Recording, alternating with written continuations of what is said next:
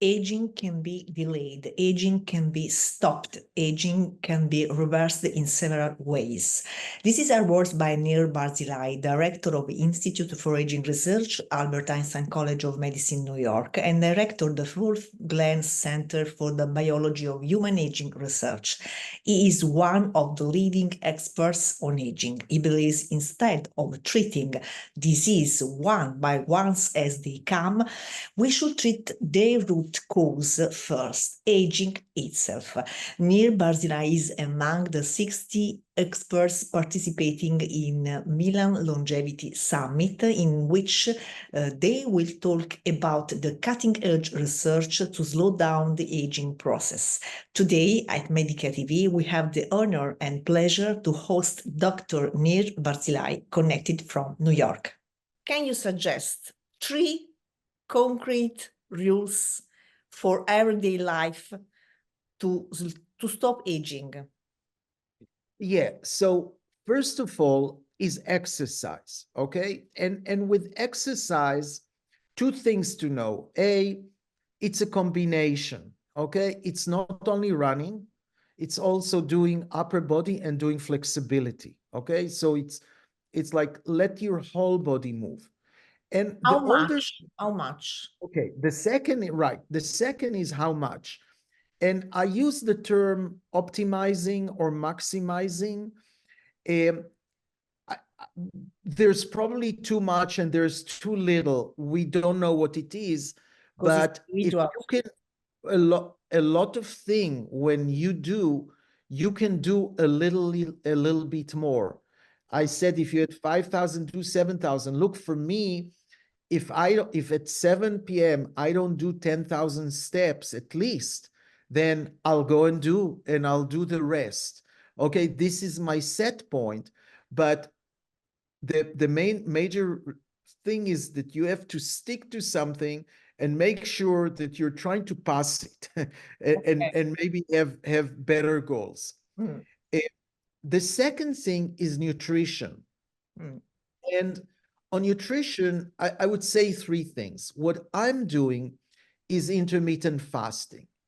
Why intermittent fasting? So I'm fasting. If I finish dinner at 8 p.m., I'm not eating until lunchtime. I'm not having anything. Yeah, I have black coffee, but nothing else.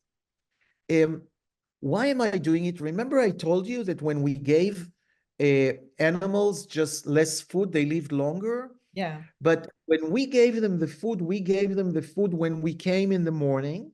Yeah. They were hungry, they ate all the food, and then they were fasting for 23 more hours. If we give them the food throughout the day, they're leaner, but they don't live much longer. So we need the fasting for the aging. Okay? So that's why I'm doing intermittent fasting, and there's supporting evidence for that. For me, it changed my life in the sense that I got more focused during the day. My exercise capacity have increased, my body weight and body composition have changed. So I can see on myself effects. Usually men say the same, women don't lose as much weight. So, it's personals. Not everybody can do it. There are people who will say, no, I'm not, I'm having cappuccino, okay? With sugar, and that's what I'm doing. So it's not for everyone, but it's a good thing. The other 2 things I would mention is one, Mediterranean diet, okay, where we're really talking about the main component. Well, there's a lot of good thing in the Mediterranean diet, but olive oil and other oil. And the third thing that I would say is to change the diet to low carbohydrate. It's actually the sugars that are bad because we were trying to eat less fat. And it's not that fat is not bad, but at least fat, we can treat it. People are taking Lipitor, statins anyway. But carbohydrates are bad because they're an energy that makes you fat. And being fat, being obese, I told you, drives aging. So those are the things. So I talked about exercise. I talked about diet. Sleep is harder because it's harder to, my goal is to sleep 8 hours, but I tell you that every week when I see the average of my sleep, it's 6 hours and 40 minutes, okay? Not eight. But I'm 8 hours in a dark room without anything that beeps, without lights that wake me up. I certainly don't, I think young people binge television. They start seeing television, they see a good program, then it's 2 o'clock at night, they have to go to sleep, but they have to wake up early. And that's not good for health. Yeah, absolutely. So I have a last question for you. Do you believe this is the risk of becoming a bit obsessive and developing a Dorian Gray syndrome, losing sight of the present? What impact could eternal youth have at the psychological level? So look, this is again, there are extremes. First of all, if we have patients and they're not obsessive, they're not going to take the medicines that will save them, right? This was always been our problem. We used to talk about, we doctors, about the compliance of the patient. Yeah. The compliance of the patient meant, hey, I'm the doctor, you're the patient, you do what I tell you to do. And they go out and say, you know, screw the doctor, right? Okay, and they wouldn't take medicine. We know that after a year, patients took 40% of what we told them on average, okay? So now we have a different attitude. We want them not to be compliant, but to be adherent.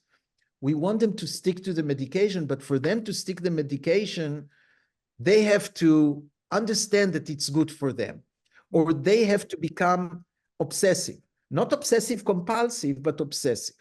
So I think we all know there's this example, I'm sure you hear in Italy too, of this guy, Brian Johnson, who spends $2 million of his life, and that's what he's doing, okay? That's what he's doing all day.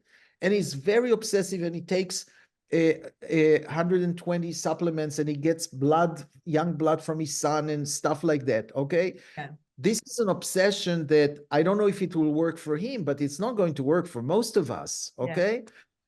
But we want you to be engaged. And one of the ways to be engaged is to wear those things. I have clocks that tell me my blood pressure, my glucose, my sleep, and those are motivating, okay? I want to know how many steps, because I want to make sure that I'm doing that.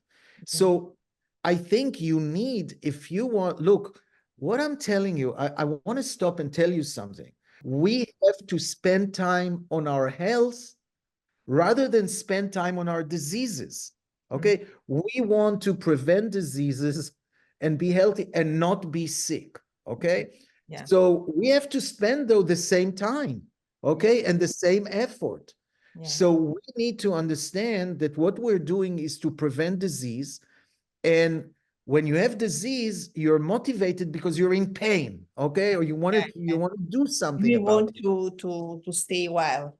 We want you feel good. Okay, remember that, because if you want to feel good, you have to get a little obsessive about it, and you have to do things about it. Yeah, absolutely. Thank you so much, Nir. Thank you. Thank you very much. Bye-bye. Bye-bye.